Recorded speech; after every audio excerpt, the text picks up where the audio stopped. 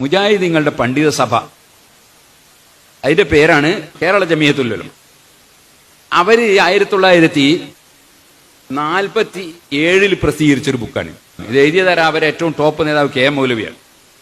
ഇതിൽ അയാൾ എഴുതുന്ന കേട്ടോളികള്.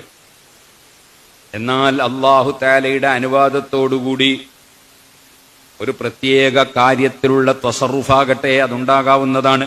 തസറുഫ കൈകാര്യം, അത് വിസാലിൽ സ്ഥിരതയും നിലയുറപ്പുമാകുന്ന തംകീൻ എന്ന മർത്തബക്കാരായ കാമിലീങ്ങളായ ഔലിയാക്കൾക്കേ ഉണ്ടാകുകയുള്ളൂ. അത് അൽ ഖുതുബുൽ ഖൗസ് എന്ന സ്ഥാനപ്പേരുടയവരായ വലിയനല്ലാതെ മറ്റാർക്കുമില്ല. അപ്പോൾ അള്ളാഹുവിന്റെ അനുവാദത്തോടെ അദ്ദേഹം മരണപ്പെട്ടവരെ ജീവിപ്പിച്ചേക്കാം. അള്ളാഹുവിന്റെ അനുവാദത്തോടുകൂടി ഒരു വസ്തുവിനോട് ഉണ്ടാവണമെന്ന് അദ്ദേഹം പറഞ്ഞേക്കാം. അപ്പോൾ അള്ളാഹുവിന്റെ അനുവാദം കൊണ്ട് അത് ഉണ്ടാകും. അപ്പൊ ഇത് മുജാഹിദിന്റെ പണ്ഡിത സംഘടന പ്രസിദ്ധീകരിച്ച ബുക്കിൽ അവരെന്നെ എഴുതിയാണ്.